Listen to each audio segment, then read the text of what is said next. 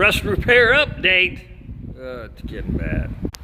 So we've peeled back the onion some more and dissected what's happening here in the hinge pillar. Well, we knew about that rust, but we didn't know how far it went or if it affected my hinges. Up here, you know, looks typical.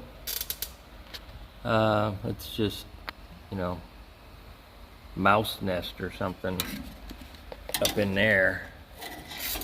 So we go down to here, typical, and oopsie, look what we see, some pitting in that hinge brace and some other stuff. Looking bad. See ya!